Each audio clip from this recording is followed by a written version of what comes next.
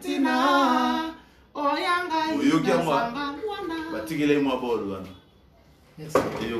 Chers amis internet, on dirait qu'il y a Flairmont HD et des boys, moi ça m'a dit on a parlé des bons on a l'autre dimanche, on a souhaité bon dimanche, on a abonné surtout derrière notre caméra, nous avons aidé nos images. Émission est spéciale parce que invité là vraiment très très spécial et à mon tour vous aurez pas battu sur vraiment sur avant na plateau non c'est du sérieux quand même bambote na bato surtout ba Rolanda image oyo ba abonné na ngano surtout ou okuta na image pour la première fois que c'était vraiment na s'abonner parce que y a des soutien y a des motivations y a des salaires y a des salaires et la musanga les sous na temps pour na créer émission pour na les sous actualité vraiment il y a c'est na bato surtout ba linganga ba mbote mingi joyeux anniversaire à mon fils. Bonsoir et bon dimanche. Bonsoir madame Demo. Mademoiselle. Bah, vous êtes une dame quand même. Respectueuse. Ok, là vous voyez bon. Hein? Voilà. J'aime pas tout en fait. Ah d'accord. Ah ok. Bonne santé. Santé, ça va par la grâce de Dieu. Zamba pesibisopema ebele bamoni journée à l'éloté. Pas un simoli me pancolo mais biso nzamba pesi grâce na ba famille na biso to na kimia. Il faut tout commissaire et peut tout glorifier. Ok. Merci beaucoup vraiment on a dit on va aller plateau là. Merci maman. Et la première fois la bengayo après on respecter parole na yo on va aller plateau vraiment un grand plaisir pour moi vraiment et dans la vraiment flatté. Ni mon entier mais où tu vas tirer biso la vie sur au courant est-ce que lui on est vraiment pour les moments ils a solo to ils a rabagé ni mais ça dans service. Je pense que bah ça ganana liwate et puis bakola que ça te que plancar résoudre kanakora mutu ce qui comme bongo comme sérieux. Je présente mes condoléances à la famille Bondulia Congo d'abord qu'on était dans l'opposition depuis longtemps, ils étaient dans l'opposition spirituelle où ils s'arrêtent que Masolo et Amboka ils allaient établi par les chemins spirituels, que leur leader politique et spirituel est mort. Moi, je m'incline devant le corps de mon grand frère, mon père, tout ce que vous voulez. Que son âme repose en paix. Merci pour tout qu'il a fait pour le Congo. Il faut le remercier. Na Oya Sala qui a contribué à l'éveil patriotique, à l'éveil spirituel à Bana Congo. Moi, je les remercie. Et je rends la gloire au Seigneur Jésus. Oyazu Mutunae. Parce que biso toi na lora au salati. Diwa mutumo kote za na makasi na ngazate. Mais maladi bakobenga biso ba petit ndé ni ve mwana ntema obela. Toko kotiza, toko kotiser. Totindi ba 10 € ba 20 €. Mais diwa ba kotiza raté. Toko lukande moi eskoyo bakunda ya mpe étant que leader et à bout de Koko était que Congolais de souche et patriote de souche. Donc, est-ce que ce qui l'ont une histoire dans les jours à venir, dans le futur, comment tu peux décrire Némonati? C'est un philosophe congolais ou bien c'est un patriote néo-tcholo? Il est tout, hein. Il est patriote, il est mathématicien, oui. Il est philosophe. C'est dans la philosophie. Parce que si on a vu bon, c'est par rapport à Ndenge Bandeko vivre, avec la religion, avec la armée, voilà. Donc tout ça là, c'est une philosophie, voilà. Donc il engloba tout. Mais ce qui est un peu différent aux autres, parce qu'il avait le temps d'écouter les autres et de parler aussi à haute voix contre d'autres personnes. Il était brave. Bon. Que son âme repose en paix, moi je ne peux rien dire. Hein. Ok, merci beaucoup. Donc pour la côte à l'actualité, la biso vraiment la biso na bossa la vraiment na Mike Tohanga mignon garçon de Lyon, Guy Massamba mon directeur et Rocky Massamba les millionnaires d'Angola. Donc voilà et sans oublier puis Bomunongo R9 en direct il y a Angola. Boni combat. Combat PPD depuis mon cœur. Oh, il y a danger route. Ben tout le monde va combattre va comme dispersé. Nandeni. Non, beaucoup de conflits, mutu na mutu comme na ye, ya ouais. Nandeni conflit nandeni. Ya ba congolais to ya politique, et comme il y a l'église, et comme il y a ba conflits religieux, tobosani objectif ya combat neti par exemple côté religieux bakewa bake bamisusu côté Bostra bamisusu côté ya ebité mais Bostra ils en ont religion te ils ont religion par rapport à quoi comment ça la ke religieux comme ça la ke et Kabula bino non Bostra ils ont groupe ya batu basanganaka et pas pasteur Charles Bameko alors bakabona point mutuna shwanae parce que bakaboni pourquoi raison zate au kabona ngana ke mona ki ngani bamsuba pa mama olangi bamsuba zabo bamsuba na église ki mangisi bamsuba na catholique so mutuna shwanae so yo shwana ezani shwana ngaza ngana sambela nzambe na kendaka partout hein. Moi je suis pas vraiment fidèle na epa mutu moko bon non na ndenge ya position politique na ndenge ozala ndenge omenaka combat oza na position ni n'amenera combat pour l'amour du pays, c'est tout. Position en j'aime mon pays, c'est tout. Mais je ne suis pas dans les trucs spirituels où on a soutenir pasteur Kingan, moi ça me regarde pas ça. On a partout. Aujourd'hui, quand vous m'avez appelé, je vous avais dit, je viens de l'église. J'étais à l'église catholique. Ok. Donc je n'ai pas été dans l'église protestante ou bien kimbangiste ou bien groupe de prière. Non, j'étais à l'église catholique. Donc peut-être la semaine prochaine, je n'ai aucun groupe de prière, moi ou bien l'église kimbangiste. J'étais qui, na kimbangu na longoli pe baso. Ndé na la muki. J'étais qui na kenangai na longoli sapatu na baniko tambola na yoki mateya na zongi nanga. Nyo sezaka nzambe moko.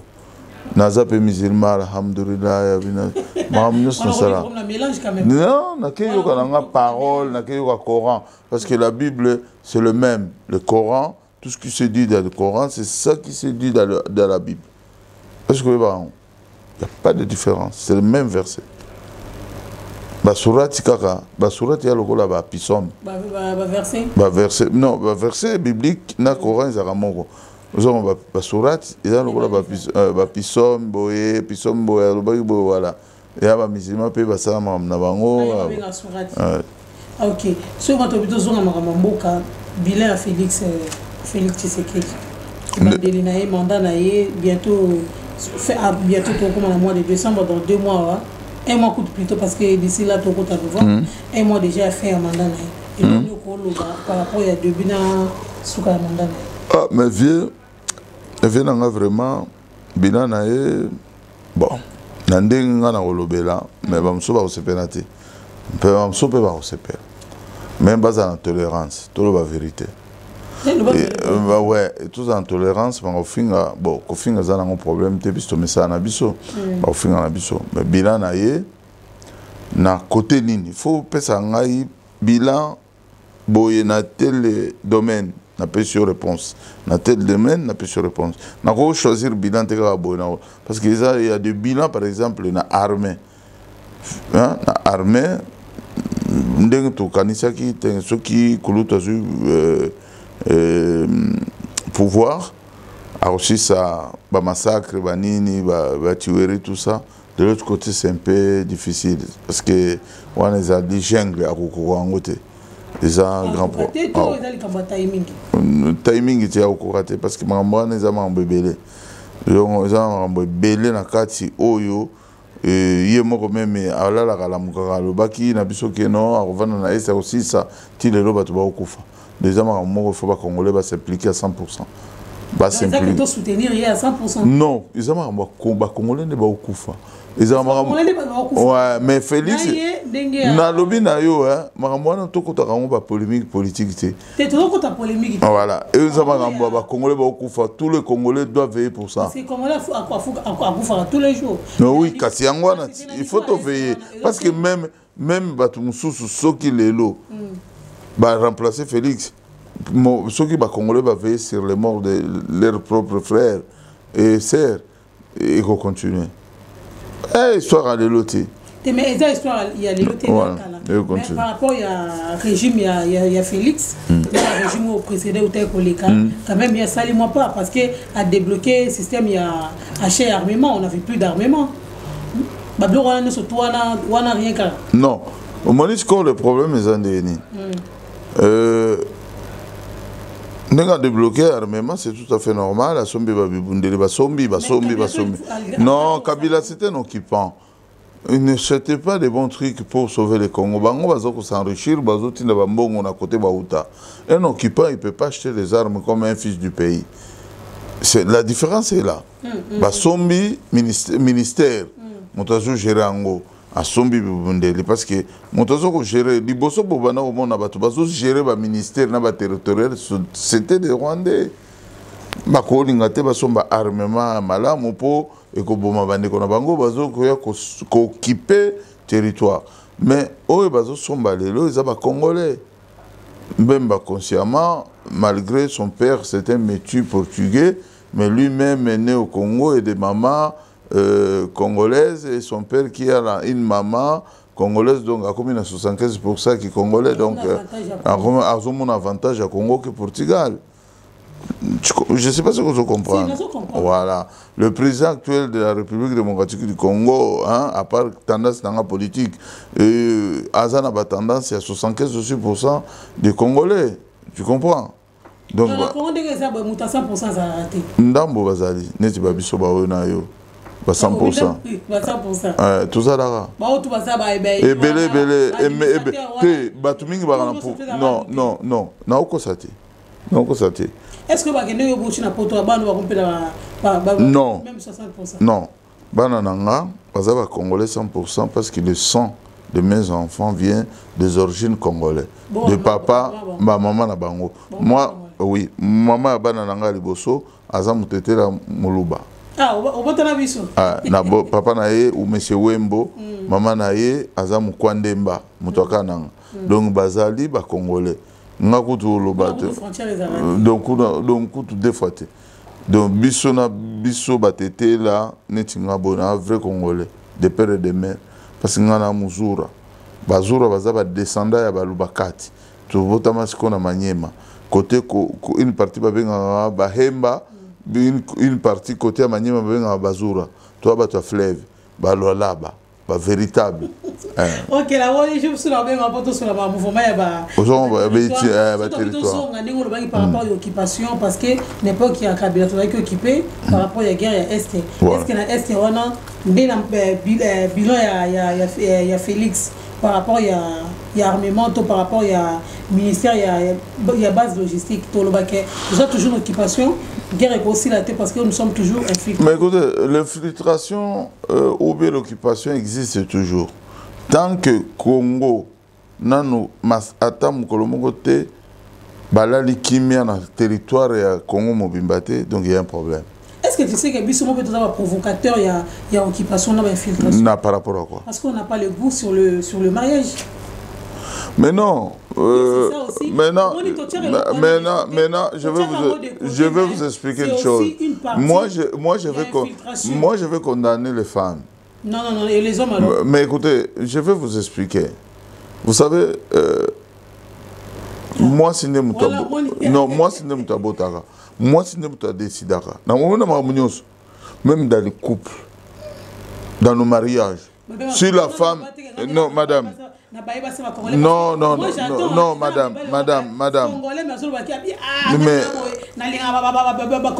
Non, moi, au moins, dans couple, depuis nous de temps, moto oyo avant de s'arriver les arabes moi aussi. Et quand la femme n'aime plus, au matin au kita, so kalingo kenda okena ira. Ata botiere balor na ba diamant. Maintenant biso ba mibali. Tokenda yoka tokendaka. Mais l'ouverture ils aura toujours pas moi aussi. Mobali, au moins mobali akola muka na tongo. Abani ko tia ditoi. Moi si soka lingite azo moi cité. Mais moi si soka la muki soka lobi lelo na ozo 10 000 balles azo. Parce que muto zaka na ouverture et loko wana zaka moi si. Parce que soka babengi mama yaka na o telemi o yoki o PCP réponse o pesi oui na yo muto na ko molando sima mukongoti. Moi, c'est même toi, ça oui. Est-ce que vous avez administrateur, il y a des administrateurs congolais, ils sont des bazana base, 100% congolais. Je ne sais pas parce que je ne vis pas là-bas au Congo. Parce qu'il y a un lobby, on a une partie. Mais basi n'est pas fongo le territoire. Mais maman, moi c'est pour aller à la vie sociale nangai. Tant on a mobile, maman, toi qui n'as biloko sérieux. Ma femme congolaise, vous protéger Bissot. Ma femme congolaise. Tout le temps derrière. Madame, je veux. Madame.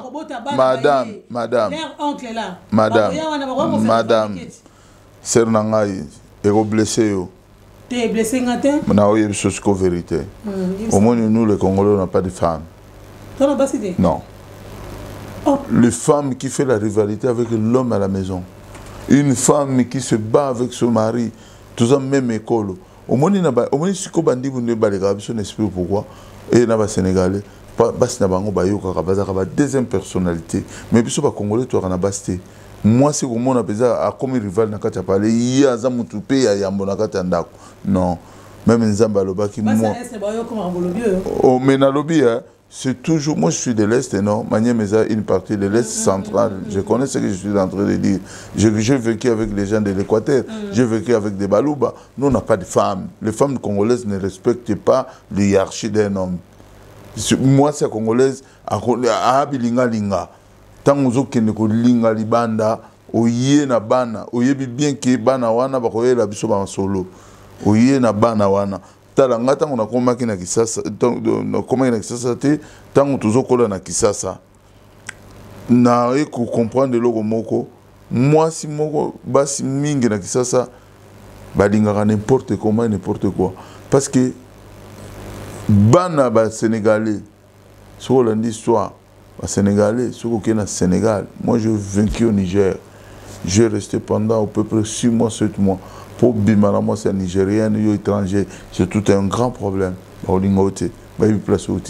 Na Congo, moi si Isibeli Pouelele, donc ceux qui sont dans Likuta, Sénégalais, dans la zone qui sont talendés, batik bana ba Sénégalais, talebele, wana tolongwe. Surtout que ce côté na Est, talendés ba Rwandais ba Boti. Pour Mbassi Rwandais, c'est une mission. Rwandais va passer une mission. Non. Non. Va passer une mission. Bokende kobota na ba Congolais. Ou be bokota yoka. Parce que nous on nous, les hommes congolais, on avait dit que nos femmes, il ne faut pas se mélanger avec les Rwandais. Parce que moi, si je suis à Botaga. Il n'y a pas que les Rwandais qui ont les frontières avec la République. Mais madame, tout ça sur les hommes à miner les eaux et valer la montée. Mais il y a ce qu'on explique. Moi, Rwandais, par rapport à la nationalité, tout autour de notre pays, Bato va se révolter contre Bissou Boma, il n'y a que des Rwandais. Nous avons, attendez madame, je vous explique. Nous avons des frontières avec des Centrafricains. On a des enfants avec des Centrafricains, des deux côtés, des hommes comme des femmes. Est-ce que vous savez que bana wana bana ba Centrafricain va traverser na Congo ba yakozo bangi au Guémen. Ba lingité. Ceux qui baza côté à papa va lebi wana banongo na biso. Au côté wana côté à maman na biso. Tous à la rampe, tous à traverser à côté de Sombalé. Battu à Brazzaville, tous ont une histoire commune. Vous savez l'histoire du Congo. Mais sur le plan politique, ce n'est pas pareil. Mais le plan politique, jamais les Brazzavillais, ils ont envie de prendre notre terre, ou nous, les Congolais de Kinshasa. Mais je vous dis là. Non. Kota maluku eza makambo Brazzaville te. Toko saka batu te. Kota maluku ezali ba Rwanda oyo babanda koya na bangombe. Ba bunga ba s'infiltra ba komi kobima siko ba ozboma bato mais ba congolais ba bosana vite les angolais tous en la famille bazombo nous avons tout un tribu qu'on appelle les bazombo au Congo to botana bango même moi j'ai des enfants avec des bazombo parce que ma petite sœur que son mari vient de mourir donc une partie za Congo une partie maman na yaza muzombo mais ba boti bana. Est-ce que Bana va revendiquer quelque chose chez nous? Non. Les bazombo sont chez nous. Parce que ce n'est pas encore le moment. Il n'y aura pas ça. Moi, je connais des majors, des colonels de l'armée qui étaient les bazombo. Mais non. Nous sommes des Bantous. Les Bantous, on se mélange parce que nous sommes des frères. On ne se tue pas. Mais nous avons eu des problèmes avec les Nilotiques. Les Nilotiques, pour eux, il y a une domination. Les Bantous ne dominent pas. Les Bantous ne parlent pas. Parce que sur le côté de Cameroun, du Tchad, jusqu'en Angola, jusqu'en Afrique du Sud, l'heure des Bantous, mais au moins, il y a une guerre tribale. Mais les Nilotiques, les Pels, les Touaregs, il y a un esprit dominé. Je ne sais pas ce que Bazali supérieur, je ne sais pas. Il y a un moment Rwandais, il y a Tutsi, il y a Kokota, il y a dominer, il y a revendiquer, et l'eau il y a Bango. Il y a Bango. Vous comprenez? Ce que c'est que l'eau qu'on a Bango, on voulait le comprendre. Mais la terre congolaise reste terre congolaise. Mais si je comprends bien, l'infiltration ou l'occupation est aussi là les lotis. Mais l'infiltration aussi la temps où moment on comprendre qu'il faut pas botter en abisso ba jona bango. So boa loko so. Oh mais na monde na lobby. Yoga. Et ça na cadre maman. Na cadre il y a beaucoup qu'on a biso. Depuis nuit des temps. Na biso ba bantu to bala ba 3 ba 4 ba 6 ans na 4 ya royaume na biso si. Non, tu regardes toutes les histoires de Bantou. Les rois, ils avaient toujours de 5 femmes, de 3 femmes. Ok, merci beaucoup. Vous comprenez? Okay, sur le plan donc, la histoire, c'est là l'expliquer. Ils ont montré sérieux, maman. Botika ki bungai, botika ko dominer, bozalaka batu yami balé na katalibot. Et puis de toute façon, moi c'est des chef de famille. Mais bolungwa Kozouarol na binouana ko diriger mon bal dans l'ombre, bolingo bomi bimisa. C'est ça le défaut à moi c'est congolaise. Alingara zouaki qui chef non. Et le dans l'ombre ouais, là vous mettez très capital. La femme reste toujours dirigeante dans l'ombre. Et ce qu'on a dit dans l'histoire tout, moi c'est quand même déjà mon bal, ce qui basa en communion. Mais congolaise alinga bimisa ah non ici mbate. Il y a un autre talent de comme éparpillé. Toi on a pas cité. C'est un arabe qui m'avait dit, vous les noirs, vous avez un problème sérieux, vos femmes ne vous respectent pas. Ok, merci beaucoup. Ce que tu as un bilan sur le plan économique. Voilà. Bilan, il y a Félix sur le plan économique. Je ne sais pas si l'économie du Congo marche bien, parce que moi, comme le Congo, sur le chemin de production de PIB, on ne produit rien. Vous savez bien. On n'a pas l'industrie agricole au Congo, on importe tout. Déjà, c'est une façon de vous dire que tant que Mboka Zali produit, ils ont la production, cela veut dire économique aux Amaramte. Parce que Mboka Moumi, comme ça, le commerce. Boké Sombakuna, Boye Kote Kanamboka Nabino Bomati 6 mois, TVA, na mois bénéfice du Colopo. Est-ce que tu as un problème de mobilité? Non, tu as un problème de mobilité. Le seul mobilité dans le monde où il produit après 3 mois, ils ont mobilité au Congo. Je vais un exemple. Si tu as un bateau, tu as un bilan, tu as un grand fonctionnaire au Congo. Donc, tu as un fonctionnaire, super fonctionnaire. Et ils ont parce que tu as tout. Ils ont fait l'agriculture, ils ont fait tout, l'administration, tout.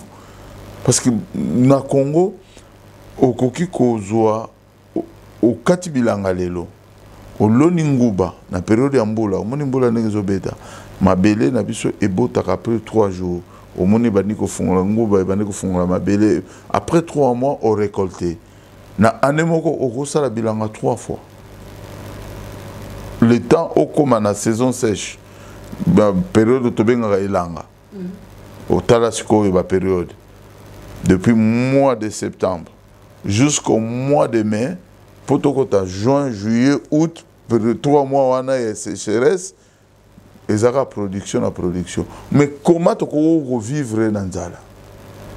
Pour ce que l'ongoli bilanga nguba lelo, place que l'on ki nguba, au tie masango après 3 mois. Masango bemi. So longoli kaka masango oziksi otumbi obalusi mabele otie matungulu na biloko tout na bandunda na biloko tout dans 3 mois ebimi.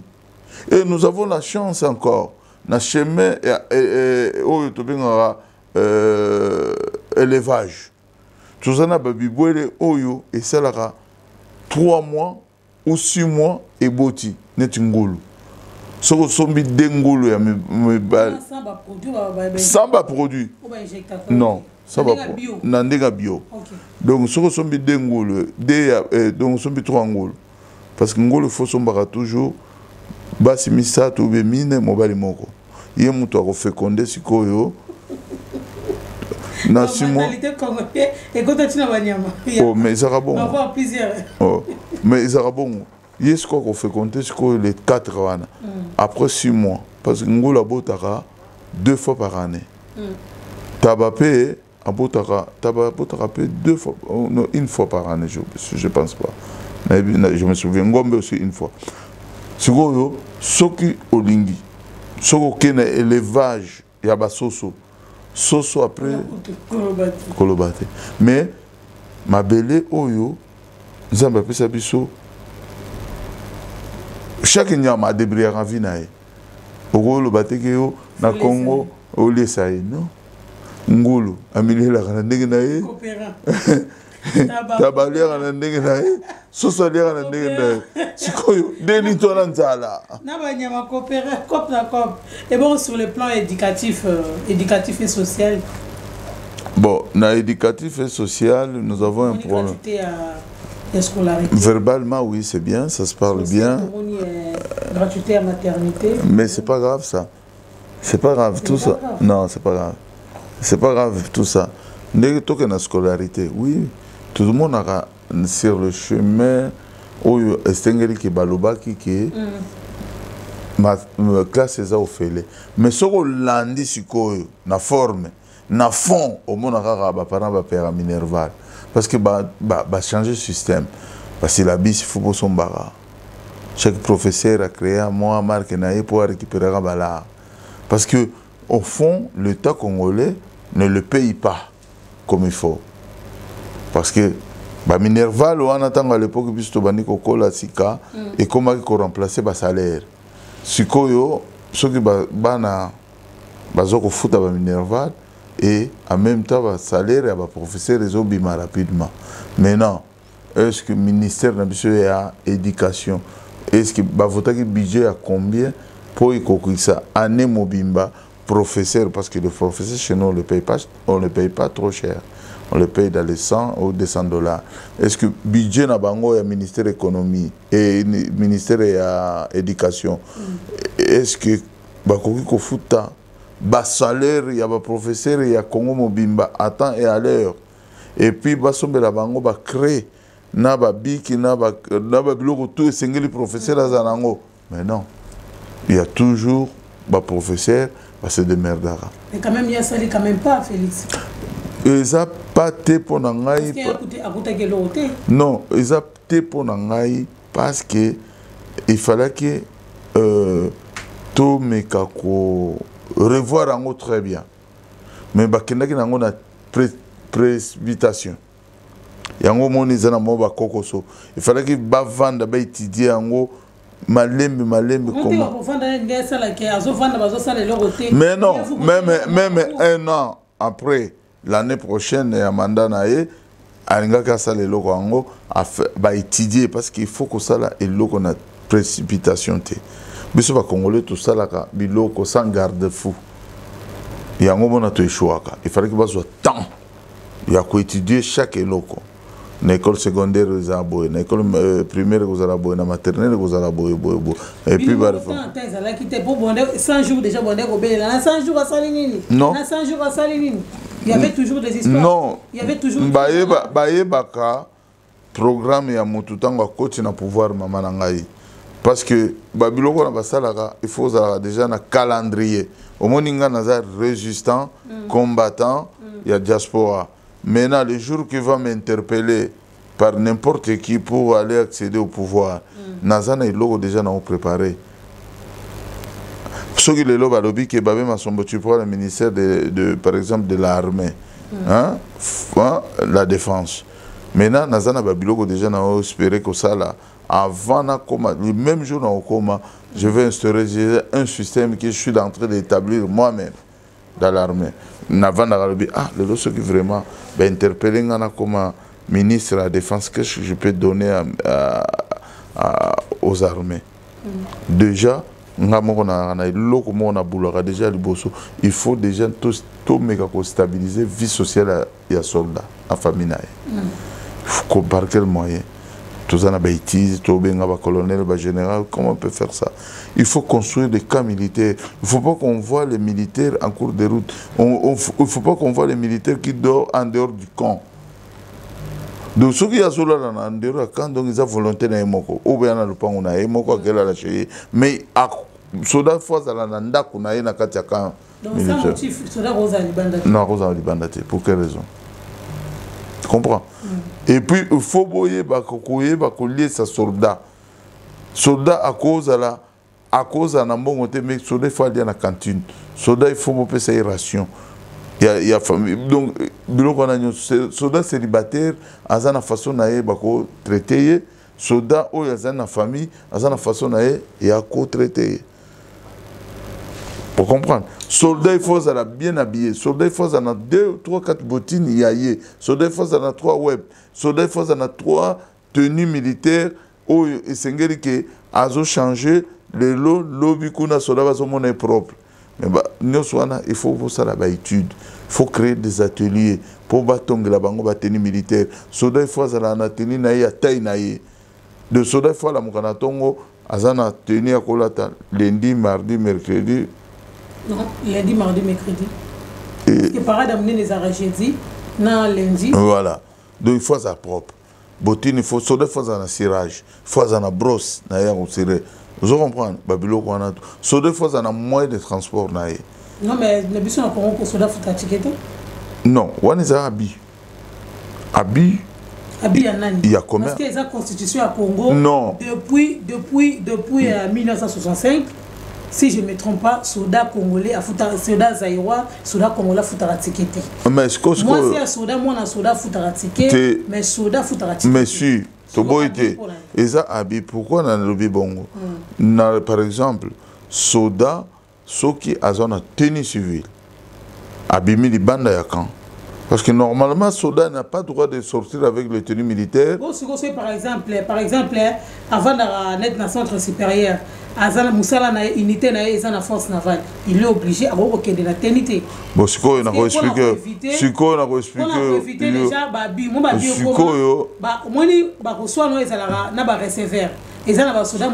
on manque de moyens de l'armée. Soda n'a pas tourné devant du boyer. Au monde de Tovanibo, Azana carte navigo nae, bah de Takaye. Mais c'est quand tu vois là, Yoka n'explique. Il y a les transports, hein. Transport eux les arrachés commune. Non mais kasi na oui non. Na lobby na yo pas ma. Non banda kala izalaka bongo na zo expliquer.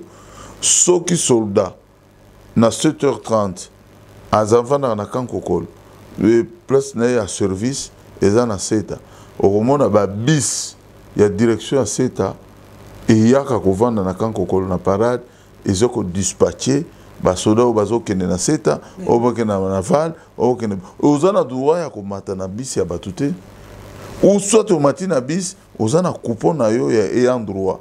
Pourquoi les soldats ont été à coupon à bango? Si, parce que na coupon na bango ala kisi coupon na yango donc l'état a versé directement dans la société de transport et à l'état donc armée ont versé bon directement dans le transport à l'état maintenant ceux qui va privilégier yango ba comme ça yango tina ba transport privé ezaki siko l'état zaki sur na moyen c'est un problème de moyens tout ça il fallait ba revoir yango. Tout continue.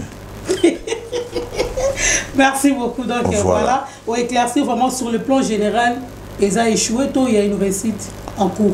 Bon, moi je peux pas dire que je ne peux pas dire qu'ils ont échoué. Bah candidat présidentiel. Oui. Tout le monde a qui failli le soutenir qui dernièrement. Le président Eli, oui. Le président Eli. Voilà. Il y a origine des douté. Tu maman Bossana. Tous ceux là, tous na Moïse Katumbi au dossier n'a refusé jusqu'à présent. N'habite ceux qui va signer et accorder. Tous na docteur Mukwege. Là il moko Félix Tshisekedi. Qu'on a ba candidat. Basé belé. Yo tanga. Parce que n'habite Walande oyo. Bah, il y a des Congolais. Parce que les restes là, ils ont un point d'interrogation. D'accord. Pour compléter les ordres marquants. La vraie tête, qui Cash, FCC, la Mouka, ce sont les vrais candidats des bazar. Si vous opposez une question par rapport à quoi? Non, par rapport à des par rapport à président. Est-ce que l'élection est aux bon, ils attendent. Bah, député, député, numéro, tout ça là. Mais ça n'a pas bon. Bon, c'est qu'à un certain moment que ma condition tout est à concluté. C'est quoi ça? Mais ça m'a bon. Est-ce que n'importe quoi ça élection? Est-ce que le matériel il y a l'État? Oui, pour voter. Bon, on y a déjà. Ma carte déjà au Bakabola qui battu et comme on joue la photo. Bon, voter dans Moutou, ou à qui voter, bon, il y a carte électorale, bon, on a même comme on a été, même photo, on a été ce que tu as. Est-ce que Maramouana va revoir en haut? Là, ils ont confirmé tout ce que les députés ont fait. Oh, mais ils ont un système, ça c'est la forme, mais au fond, il y a des gens qui carton. Nous, on va perdre. Oh, mais ils ont un l'État, ils ont l'auto. Olingaki punda na gagner na été. Boto tante kaka. Congo za keba. Aussi par exemple élection ezalaki. Bon, tout supposer que élection ezali. Par rapport à 4 candidats. Ouais, siko ngai na sani na 4 candidats. Et par rapport à candidats. Bango ba congolais bango nyoso ba olinga ba pesa biso ba projet de société. Soki ba pesa biso. Mais ma sœur, au moins à un moment où tokoko ta sona ba discussion mo ezanga tina parce que oui, Moïse Katumbi Azan naturalisé congolais. Naturalisé. Oui. Bon, on a couleur congolais. Congolais. Oui. Bon Fayou. Congolais. Félix. Congolais. Bon, tu vois congolais. Bah congolais. Naturalisé. Bango tout. Bon sikoyo na lobani na boya bango. Tengala yebite. Tena ko boya bango te parce que bato ba pesa ka ba nationalité na Congo bandimi bango. Ngana aki. Je sais pas qui, mais total asiko biso moko ndeto biso sikoyo to yebi biso to koyeba sikoyo na wana moment to ke na ordre dispersé te to linga to zongisa bato wana nyonso poto ke na ordre moko ya bien je comprends sikoyo so to bandi ko finga ko loba mabe bato mususu bazali wana ba miyebi ba koza bango ba président Congo te mais baza wana photo za bango maele. Oh, mais docteur Mukwege congolais, si qu'on a robo ya pour un. Mais tout le monde par rapport à ma propos ya docteur Mukwege ndenga zolinga, ba cha troisième genre parce que tu dis que na Congo tout ça na genre masculin et féminin. Troisième genre, yo lobi troisième genre. Bah si ba débat na ezali. Il faut faire l'analyse pour comprendre. Non, ba lobaki que il va défendre le genre, pas troisième genre. Mais s'il veut défendre les genres... mais vous savez, les handicapés, il y en a, ce sont des genres qui est des gens... Non. Ah, même chez les handicapés, il y a masculin et féminin. Mais c'est quoi le genre homosexualité? Mais mais maman, tout le monde, depuis qu'on a vu sur Zalaka Bani, et puis qui m'a envoyé dans le le bande oh ezalaka nango bon ba karine oyo ki karine oyo bato l'amitié wa ba misapi bani te ba jango yango wana oh mais na lobby bon na Congo ba pede tout ba sala biso fier na nzela bo mona bango te mais Congo accepter en côté mais est-ce que nana ni a lobby que a accepter en masculin mais basa na genre na bango basa na bango za genre c'était basa toujours pour appartenir na masculin mais basa appartenir na féminité ou bien na troisième mais moto a lobby te troisième genre qui ezali qui a confirmé qui pédé azata. Mais non, on a lobby par rapport à propos du docteur Mukwege. Docteur Mukwege. Quel genre? Oh, mais il y a beaucoup de genres de personnalités. Madame, dans un pays comme le Congo, nous devons accepter que... Non, nous devons accepter les étrangers qui viennent dans notre pays sans les nécessiter pour... Non, pas pour imposer. Asana makambu na bango ba vivaka. Ba net na ba ambassadeur. Ba ambassadeur moko boy ba na culture na bango ba na Congo. Siko biso to piklele bango ke non makambu na bino. Ba piklete mais ça te ba osala ngote na miso non non biso to na besoin officialiser officieusement mais ba rekoyela biso ngote. Non, mon docteur Mukiki Talobi a yeli bango genre ya équipé dans le projet. Non. Nulle part c'est écrit que... Dans son projet. Non, non, non. Attendez le débat, attendez. Quand il nous a amené de mémorandum au bout des projets de société, tout en anakati. Parce que ce que tu lobby, même le ministère Mouza Congo, le ministère des conditions féminines et de genre, pour nous créer une polémique. Moi, on a conséquenté. Ce n'est pas moi qui a fait. Est-ce que Nakosi? Est-ce que Nakosi, maman? Nakosi ou bien la vérité? Te répondre, oh. Non, la question. Moi, je suis à ma vie. Pour la place, je changer le ministère des conditions féminines déjà. Il existait depuis Mobutu. Sur la condition féminine est déjà wana et puis ça va mon droit. Mais si quoi ngana lobité ngana lobité mais pourquoi mutu o écoute ça mais na lobby mutu écoute ça na pouvoir ti bilobela na ekaka a lobby ka jar mais bato pouvoir depuis maréchal Mobutu ministère des conditions féminines déjà mais Kabila père a conditions féminines déjà. Et ceux qui Moutou Yazaki Awa, Hippolyte Kanamba, Joseph Kabila, à Salam, ministère de Poloba, rien. Mais pour la Nini Psoa Congolais, tu as un mabi. N'a pas eu un groupe, ils ont Salam, moi, ils ont un groupe mort. Groupe. N'a autant avant on combo le lot. Na prochaine émission, toi avancer. Autant avant on va combo. Toi avancer. Na si otala ki TV quand même, otala TV. Na tala rarement. Otala TV5. Oui oui. Il y a Nanga. Oui. Qui en direct à un exil. Oui. À un exil politique, toi exil quand il y a Okima. Je sais pas. Tu ne sais pas. Tu n'es pas au courant? Je ne sais pas parce que je ne suis pas membre de sa famille. Je ne suis pas un membre de sa famille politique. Je n'ai jamais exercé avec lui et je n'ai jamais étudié avec lui pour comprendre ce qu'il est en train de parler. Mais ce que je vais vous répondre, c'est une chose. Au moins, Batouana, Nanga, Batouana, tout va créer la polémique. On n'a pas le temps pour eux. On a polémique, il y a le bizarre, la vérité. Mais maman, vérité, il y a le lobby. Dès le premier jour, Félix Tshisekedi a été nommé par les politiques. Pour Nanine Babimara Tebaloba, qui bana la vérité. Babandako Zela, ti mandat Félix ici là, allez na élection pour na deal na bango. Tout ça la claire place wana. Et tobimisi beaucoup na kati ya didusu na ye place à bombana. Batu wana to bazolo baba ampuka mabe. Donc ba bombana ki babanda ko zela bazongela biso balia biso ne balia ki biso na ya 5 ans passé. Nanga ayebaki ki basali deal na Félix. Donc andima ki ke biso souffrir non. Il n'a pas de leçon de morale à côté à bisoté. Parce que tant basala ki deal ce bayebaki biso ba congolais toi qui na valeur. Ba kolobela biso lobby, il fallait que basala acte wana te. Ils étaient que bon parce que Félix a doublé bango. Moi, je ne suis pas là pour intervenir ou soutenir Félix. Non, Félix nous a doublé bango, na jeune bango moko. Bango ba kanisa que Félix a se présenter. C'est la bango ma solo. Ce que vous comprendre, Félix a continué na deuxième mandat. Et puis bah yebi que muto a organisé la élection, hier mo ndem to le kaka pour ba tricher.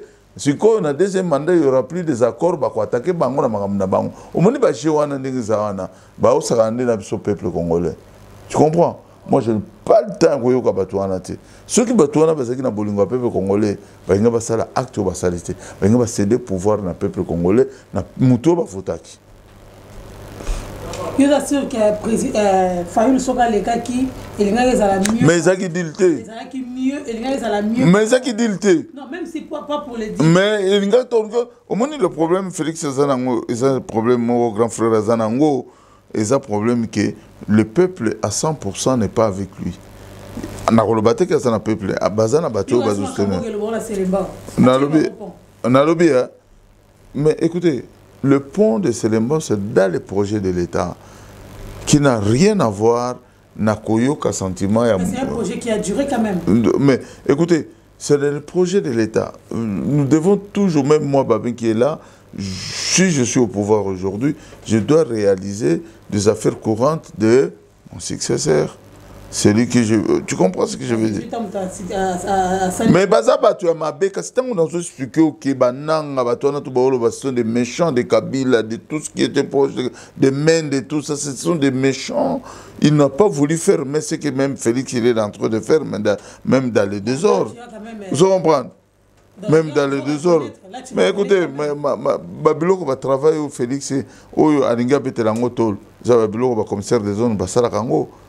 Balabala Miki Basayo, Gambela Banini, la période de Félix et Salami, mais Bakabila Bamte Amabe, il y a Biloko Moko Fari Basalango il y a longtemps.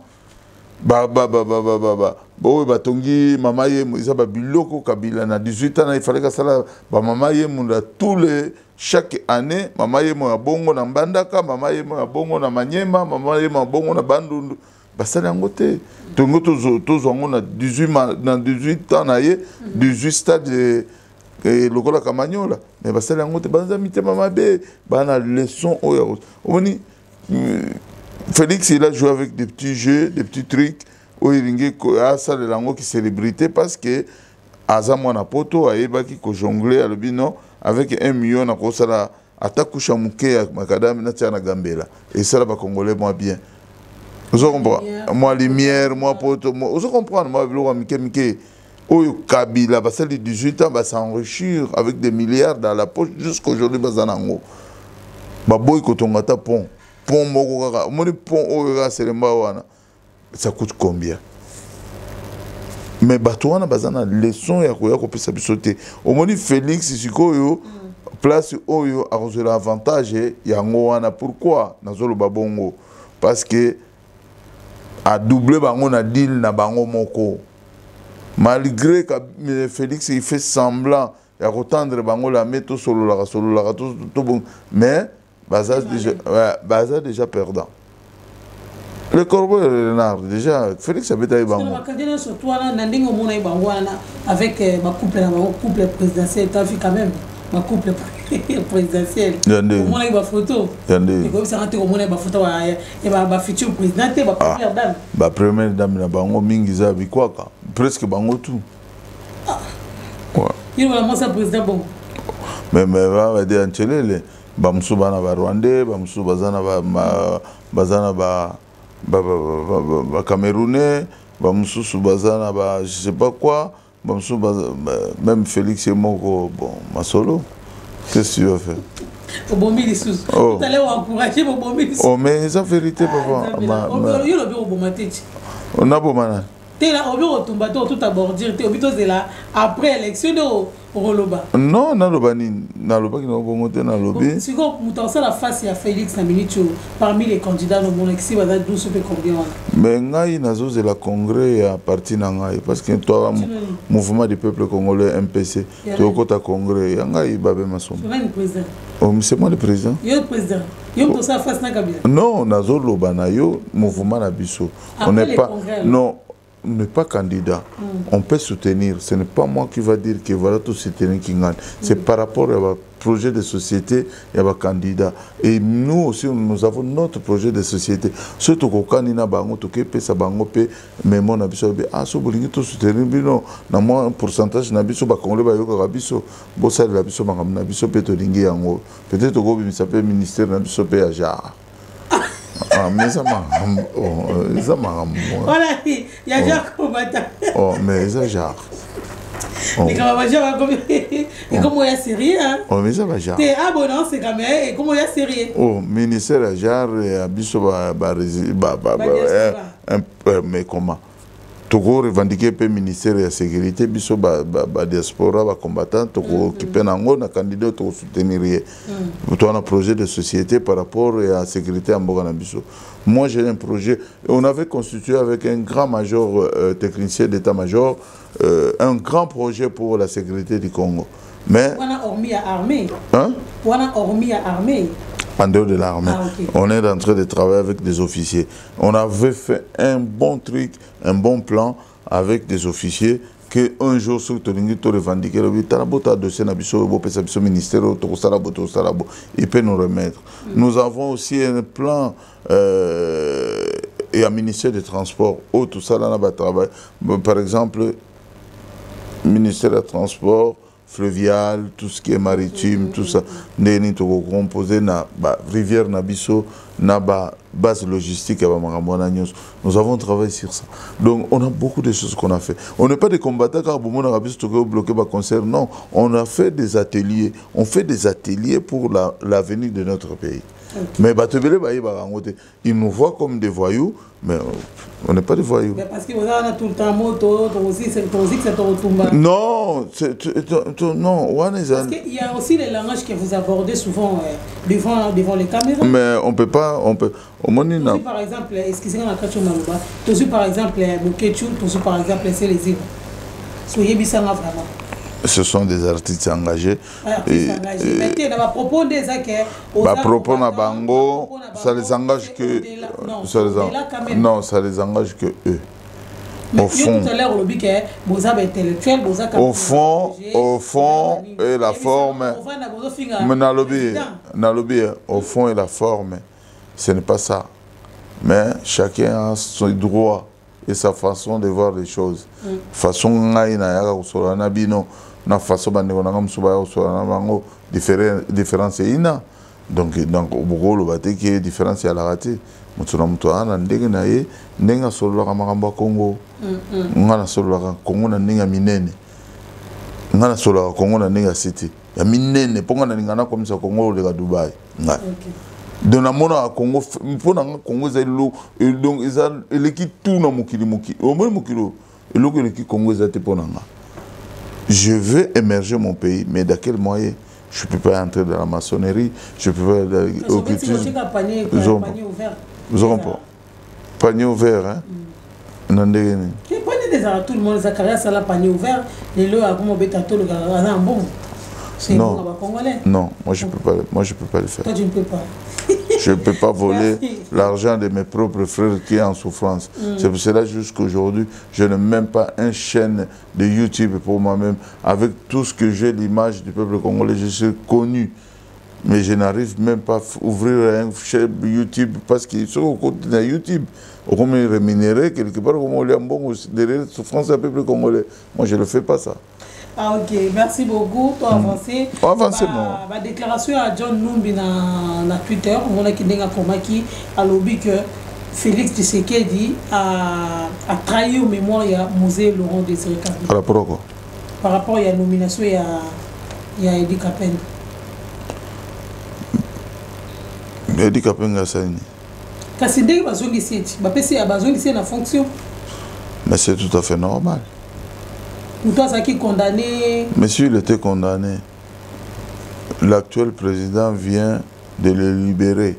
Avant de libérer, va vérifier qu'il était innocent. Il était innocent, doit reprendre ses fonctions. Sur ceux qui sont innocents, c'est que Vital Kamerhe n'est pas innocent? Non, non. Est-ce que ça revient même à peu près? Non. En matière de vol et l'assassinat d'un chef de l'État, c'est deux choses différentes. Mais ça reste un délit. Délit qui était là. Mais jusqu'aujourd'hui, cette histoire est floue. Moutoumon côté aïe barana n'aboma Mosé Laurent Désiré Kabila. Moutoumon côté. Même dans l'histoire Kapeng, on n'a pas cité que c'est lui l'assassin. Mais comment il s'est retrouvé en prison? Ils sont des suspects. Mais pourquoi vous voulez mettre la vie d'une personne en suspension comme ça? Oh, bon, suspendre, mais vous jugez, vous avez que c'est nani abomagi mutu. Quelque part, il faut que tout ça en banquette. Vous comprenez? Bateau bazo lo balelo, bateau bazo ko accuser lelo. bato baboma Chibeya baza banani. Si on voit Chibeya, on voit Laurent Désiré Kabila, c'est le même crime, même façon d'opérer. Sikoyo, bamusu bazaka na liberté, bamusu bazaka na liberté, tu sais pourquoi? Donc ce que tu dis to kanga na bato to basala ba crime na kati ya Congo, bazonga nano na kati ya prison. Ce que Hollandi, mutu moko te na bato ba ofungola mbanga libanda bakoza la libanda. Tous ce sont des criminels. Pourquoi vous voulez victimiser l'autre et Bino Botikala bah innocent? Pour quelle raison? Sur Félix Tshisekedi, bon, tu sais, c'est là où Kebabé il est bien. Parce que je suis juste. Je suis pas. Babé, il est bien. J'ai toujours été juste. Mais Nazara juste, c'est parce que dans le Baramaramo, poelele. Sans que na condamné ou na haine moro politique, non. Moi, je suis si Félix Abimisi Kapeng a tué Libanda, si a vendu pendant 2 ans à peu près depuis Abima, donc ça y est enquête. Monique a montré innocent. Ce que tous les Kapeng na prison tout font l'ouverture et à Masolo n'engé les kaki. Tout bazaki na fonction à cette période là va récupérer bango. Y compris Hippolyte Kanambele Joseph Kabila. Chef d'état-major adjoint des armées, y compris chef d'état-major à Koufa, le vieux là qui était mort. Non, mais général Maïl était papa Moko Azalaga, voilà, le vieux là, voilà. Son âme repose en paix. Tous les chef d'état-major, tout, il y a corps, tout est armé. Au bazaki na période wana na bato wana tout bazaki na service na aéroport na bato nyonso au bazaki na sécurité jour wana surtout il y a présence de la République. Je comprends la frère ngone kende ya na force navale sikoyo tikoto bana ko interroger mutu na mutu sikoyo na nini bal wana e betamaki na wana kinganda zaki tel endroit. Mutu na mutu fois situé place au Azalaki. Na moment oyo Moussa Laurent a Koufi, Kapeng il était à quel endroit? Et Kabila il était à quel endroit? Mutu nyonso a situé place Azalaki. Alors nde bokoye ba enquête ndenge nini bokolanda ndenge nini bato ba ekoboma. Boko condamner mutu kaka boye bo ponika mutu mbala moko kaka. Et puis, tant que vous avez complot. Parce que quand tu prends le pouvoir, il y a Mouto Babomi, il y a des qui ont risque. Il y a des actes. Pourquoi on peut faire des locaux? Ce que bateau va s'arrêter acte en bas milami. De bas aux élans peut balayer en aïe. Et ça va toujours. Donc sécurité n'est combien de danger? Combien de danger? Botu ma chef mukozo munene ba yeko bendo ga mutu mo ya ko vandawa o mi tuna en question et puis tant yo vandi wana il faut approfondir nano enquête. L'enquête n'a jamais été approfondie.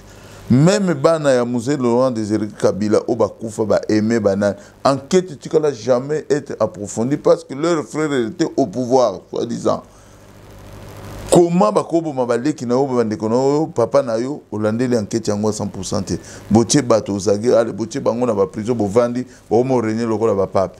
Ah bozo abiso ba congolais ba yumate Kapeng va exercer là-bas au Katanga. Bo aussi là na bino ba Katanga bo yo makambo sala ki jorango. Okule na radio nous bi contre et za makambo o moni Félix a joué ba carte na ye. Tango bimisi Kapeng wana Kapeng ana haine avandi pendant 20 ans na kati ya prison à sala likambote par exemple. Moso ke zalaki ke batuana ba déclarer que Kapeng muto aboma. Donc affrontement entre Bakatangé koza la sikoyo bakoyeba nani abomaki complicité ni salamaki. Parce que tu es le Bakatangé bazara na mayamisu. Mais ce n'est pas tous les Katangais. Et c'est pas tous les Katangais. Non, parce que avec Balobarani, maintenant, il peut avoir voisin ici là. Il peut avoir Kolonda. Ah, bah Kolonda ko bazali, bato amanono. Ba originaire ya musée, bato amanono. Aujourd'hui, Balobakati wana. Ça le fait mal aujourd'hui jusqu'à aujourd'hui. Mais ce hôtel n'est histoire. Il a ndenge après musée Laurent Désiré Kabila. kokufa. Oui, que staff tout ya Mzee Laurent Désiré Kabila était vraiment dessous. Longola bango ba mwezo kongolo banini. Oh. Bon ben rappel film ba kongolo pe ba pour la nini to situka raté. Bo situka. Bon comprendre que oh ba longola ba viwana nyonso ba musu balia bango banani balia lela bango ba tumoko boye ba yela biso et puis au moni communauté rwandais mbala moko s'installer ma casse na Congo. Donc sikoyo biso ba congolais to bomana kaka na intérêt ya ba étranger. Ben non. Ba congolais o bazomona ke Mzee Laurent Désiré Kabila ba yibi mutu abomaki ba na pas preuve. Et moi, il faut soutenir tout battre la Félix Tshisekedi. Maman, non, ce que je battre la par sentiment tribal. Non. Par sentiment tribal, bisogno sur congolais, to battre la Félix. To me battre la na. Pourquoi bolingo bo battre la mutumoko bo battre la. Pays ils ont toujours. Bo battre to battre la nana nous. To abiso to battre la to battre la. Mais ça congolais na longoli na longoli bon ça protéger déjà chef des armées, chef d'état-major général et ceux qui commandent suprême. Donc ça va même pas qu'on prononcer le titre naï. Oh mais yangwana na uti ko prononcer. Oh mais na lobby le commandant suprême des armées, il est président de la République, premier avocat, premier citoyen de la ville. Mais où est le problème? Ah ça déjà protégé. Bah si qu'on y a protéger biso ba oyo. Ok. Merci beaucoup. Ton mot qui est vraiment la souka. Parce qu'il y a moi deux questions. Est-ce que vraiment Laurent Désiré Kabila, Mzee Laurent Désiré Kabila, a vraiment héros national? C'est un héros national. L'héros national, c'est par rapport à ses actes qu'il a posés. Il n'a pas trahi le Congo. Il n'a pas trahi le Congo, mais il nous a ramené le... Non. Cette histoire est compliquée. Cette histoire est compliquée. C'est un brave monsieur qui n'a pas lâché. Il ne faut pas que après Lumumba, après Lumumba, il faut que la deuxième position. Parce que au moins, il risque que tant que ça, Afdel Nabango, il n'a pas le seul. Il était que simple porte-parole. Il n'était pas chef de Afdel. Mais Talanenga jonglé Bango a eu présidence autoproclamée pour attiquer la. Rwanda, ce n'est pas comme le président Bogate. Ce que le Rwanda, Robert Moura, ce programme à président de la République. Même maintenant, mission à Sadi Bohundi Maïté, parce qu'il savait que bateau est basé à Bissoté.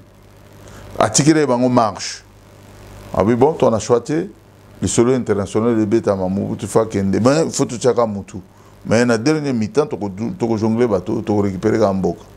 Et il n'a pas de parce que Boye Togoti Kambogate, Bamelami. Tous les Congolais qui étaient là, Bamelami habitent, Tikabango, Tokendega, Ngulungul. La dernière mi-temps, Mzee Laurent autoproclamé président Congo. Il était porte-parole du mouvement. Et donc, voilà. Donc, cela veut dire qu'il y avait des chefs. Les chefs, Bamelami, parce que tu n'as pas Banani. Peut-être Moïse et Rougab. Tout le monde est sous Kawat. Ah, voilà. Sikoyo, tant que commune ici kango, abani ko yebisa bango bino, bien sûr, boye ko accompagner biso, bo pesa biso facture bozo ngamba na bino. C'est ça, c'était déjà place à Komaki héros national à bino. Bo toujours bino comme mercenariat. Maintenant, tout ce libéré mboka na biso, il y a un temps pour tout. Bozo ngala mboka na bino, bo pesa biso facture. Ba les Mzee Laurent Désiré Kabila. Talasco des ordres à Rwanda et Kotana Congo. O le kata même na même ligne beaucoup de bilongue kauka ivanda bo ba o damela la Congo na obi motema pasi biso ngana vivango na kina toke na boîte moko bezaki na immeuble moko ya premier ministre Kengo Dondo immeuble na ya ba vitwana na Tequila. Bien costume bané na la tikitoko samedi bien cheche na oya chip pese vanda na nzoto ovina kota na tekila na misana bo na mona bilonga bato na batie biso bakala na katumbo masolo no beto na Patrick Bakajika masolo no beta eza masolo mo salama na kati ya ville na Butu ati ile kati baga l'état bango ba benga ba moto na bango biso yebi ville tokoli wana to bunga bon temps bayaki babandi oluka biso hein masasi zo beta ma désordre na ville njoka bazaki ba no benga bango ba fande soki ba konzi ba konzi njoka to bundaki na bango juste zo ka ba tumobo ba yela biso mon tu comme solo wana news ce vieux là il est brave, c'est un héros national, il a sauvé le Congo au moni ba risque nyos Congo zoaka to bunda bango sans armes mais to longaka donc cela veut dire nzamba zanga na Congo tala ndenge to longi Kabila sans armes. Il avait tout pour nous. Vous comprenez? Tolonga makamnyo sans armes. Tolongo li Kabila na maloba. Na pression libanda. To betaka, et bis to bete masasa maloba. Ah comprendre.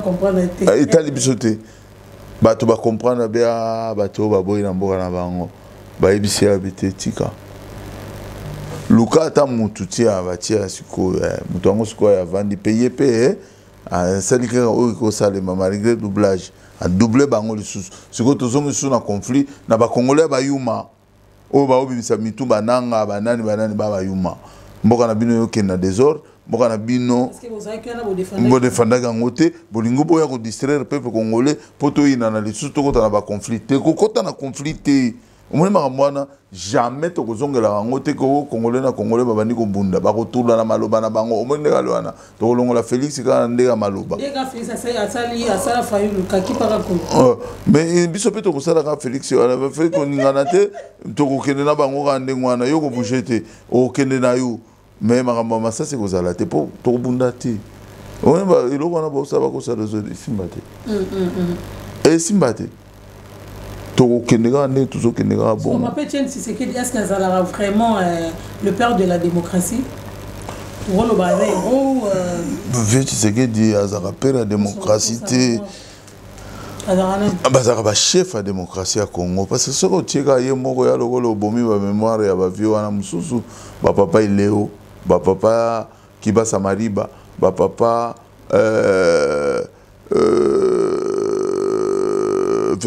Professeur Navarre, comment il s'appelle, Liaou. Vous comprenez?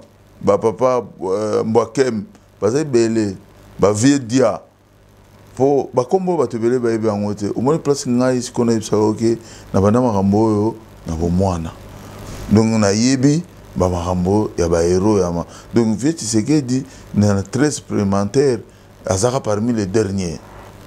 Mais si vous au moins quand on est zara mutu na mutu zara ngenge nae ye mutu asuka pe akei normalement mutu akufi mutu asuka za kungwa kumwanza vieux kungwa kumwanza parmi les 13 parlementaires ko ba o éviter parmi aba fondateurs ya UDPS vieux na zala mais mutu na ngenge nae siko vieux Etienne et Foulier et celle qui est mutu atikala radical et puis azalaki na lobbying monga makasi ate ezaki lobbying makasi il a trop aussi travaillé dans l'état, il savait, il a placé aussi des gens et puis il savait aussi comment manipuler mais pas manipuler le président, la communauté Luba.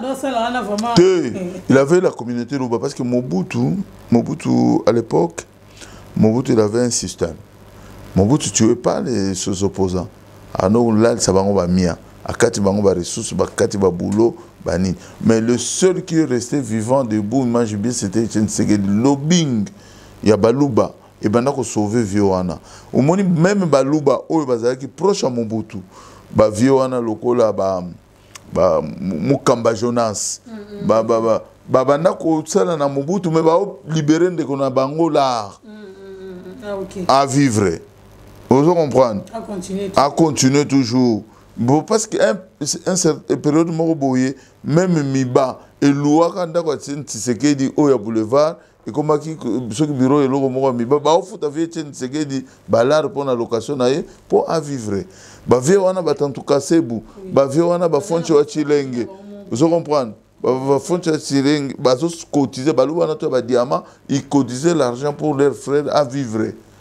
À continuer comme ça. Et à ce moment-là, les autres tribus du Congo, par exemple, le Bangala, ils ont lâché leurs frères Liaou. Papa Léo, il n'avait plus beaucoup d'argent. Bah, Moussous, Moboulou. Ah, donc, il y a un moment qui le vieux était toujours en bon uniforme, que ce soit Nungu à Mobutu, lui vivait toujours.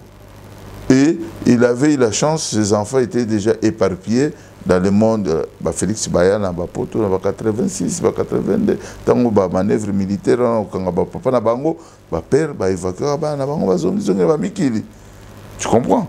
Na atikala sel na maman, bazo pulcler na mobile na ye, vite c'est que na mos na ye, mais tout autour bana bazate quelque part résister. Mais ceux qui osaka na bana na kata lupango. Kuku fa kutu liwa limumbate. Bana pe baole na nzala. Na kata pale ba. Oko cédé. Makambo comme ebele. Ba ve mususu wana ba kibasa madiba ba sibesa ba bilo mususu ba grand torture. Même vite c'est que la zo ba torture, mais un certain moment moko Mobutu afrena ki ba venguza ba riso ba komare ba mpiaker te mosengo zaki na sango zaki na senko na ye azaki pepele la République mais na kacha kisango wana maramso les grands na kacha nous on voit seulement la robe nous on voit nous les Congolais on voyait que la robe mais siko senko ndenge ya zaki archevêque kisangani likonde zokota ola c'est miandeni Monsieur Mozaki déjà archevêque Kisangani, donc lui qu'on écoute à Kamabonza chaque dimanche. Boulé siko ceux qui m'abonze côté donc monsieur Maudame nae mais atie na liba o kanga sangote. OK. Le monde siko makambango système ndenge zalagi. Mais masolo faut yo angora epananga. Merci beaucoup donc voilà affaire Wazalendo. Est-ce que reporter Congo problème té? Nandi. Non, parce que au droit de l'homme, aux constitution universelle, les interdits autochtones, parce que mais na lobby maman na biso. Tant ba Rwandais, bazo ko boma bana. Ba boma communauté internationale. Mais quand on veut défendre mais na lobby non, c'est leur droit, non, c'est leur droit. La MONUSCO est venue chez nous pour défendre les autochtones qui n'avaient pas des armes. Est-ce que la MONUSCO a défendu les autochtones? Non.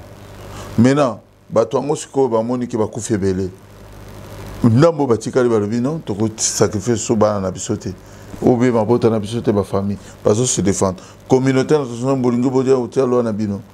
Donc bino parce que activer ba mouvement. Il y a rébellion, ils ont bomba battu, il y a ba pays mususu pour lobby ba Colombo kaso ba Telemi. Donc, beaucoup de gens non, ils ont droit. Donc, Bazaba complice. Il y a massacre au peuple congolais. Il y a génocide de Salamina Congo.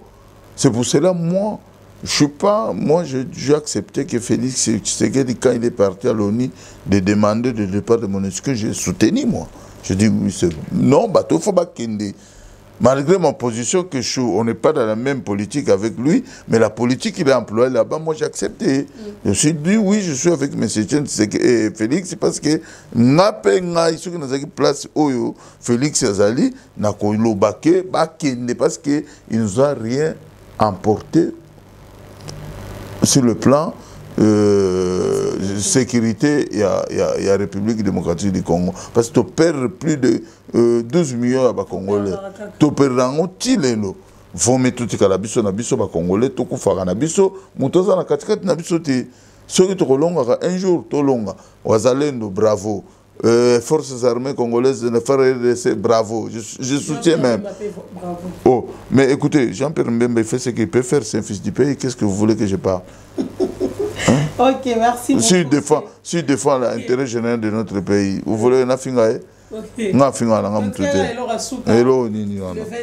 25, tu vois déjà qu'arrivé à Yafali, là-bas, musicien. Bravo. Oui, à 54 personnes. Bravo. Comme déjà le 25. Est-ce que le concert a eu, ils ont prévu le 25? Oui. Toujours. Concert est allé maintenant, Koko Somouké, parce que préfecture à Paris. Koko Sarai. Hein? Koko Sarai Mouké. Non. Nazana Koko Somouké. Préfecture à Paris, préfecture à Nanterre, na kena usuana bango. C'est bango, bon, ngai organisation nanga, na ndeto solo laki, ba tokosala pe, ba activité na biso. Oh non, par mesure de vigie pirate, parce que on ne sait pas si le deux concerts est gozal. Au moins, ce problème est comme on a. Et comme un problème à Vigie Pirate. Vigie Pirate, tu as un makambozo le monde et permettre les déconcerter. Il y a un collègue nangaï. Je comprends. Mais oui. Tu veux essayer en soit de concert, mon voisin? Non, les deux concerts aux alatés parce que vous avez entre pour moi plus de 1000 personnes. Ça, c'est ce que je vous dis, c'est la vérité. Même concert, il a fallu, malgré la publicité, je ne pense pas de 20h jusqu'à minuit, pas plus sur 11h. Tu bêtis, tu 6 à 19h. Mais ce que tu as à 19h, tu as moï, balobi na biso bon mutabutu. Est-ce que vous comprenez? Si, non, comprendre. Biso bato a moï, tu as bêta. Pour nga na obeta, il faut mon forme na obeta, wa zéro à cause ça. Bien sûr. Ah, petit nanga qui dari c'est Eric Sissa. D'ailleurs, obeta bloc à Johnny Hallyday. Oh, nga na obeta. Félix avait dit Michael Jackson. Il faut mettre bloc à Johnny. Mais au moins a besoin concert nanga petit nanga Eric Sissa, le meilleur soliste du moment. Aza déjà orchestre mobimba nanga pe ici zoki ba visa nanga. Et ya makam. Bazo comme na lobi visa étudiant. Bazo zoati. Ba étudiant bazo luka visa ba otanga en France bazo zo visa. Bourse quand même ça. Biso tozo. Bino wa musicien bazo. Ah tozo. Biso tozo. Pourquoi bien c'est étudiant? Non, au moins au moins nga. Visa nga na zuna ba musicien nga, eza visa mo normal. Tout ko implanter lo mo te na Congo. Ba musu ba ozwa visa po balingi ba planter système moko boy ba jeune ba beba na Congo ba koma bato akuna ele ya petiwana bon ngana koloba komo na ngote bon balingi ba planter système oyo il y a troisième genre c'est ça mais je sais pas nga yonde lobby mais système non ngana éviter siko comme ba pona qui représentant ba libérer ma solo na.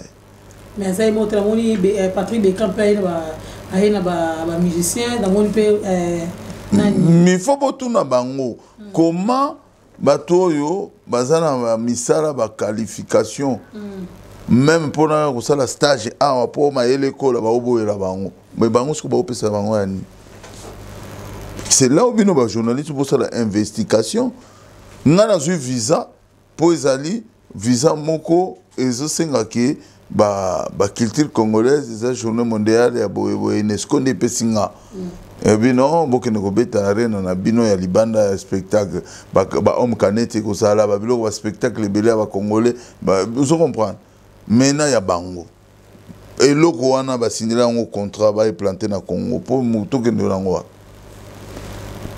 mais ngana lobika kana tangi na ngolote bon ça la vérification donc biso balingi ba pingisa biso to comme ba diable président 100% déjà ba président na biso ba ministre na biso na biso ba ya déjà na ba culture donc ba benga ngo ba spiritualité déjà les bandes belé za déjà na Congo ba secte belé donc yé la biso pe sous ma solo wana oh mais ma solo wana comme mabe ba congolais bo fungola miso ngai ngana yaki na concert na nga petit na nga Eric Sissa chef d'orchestre ya combat musique à sa zoki visa na ye.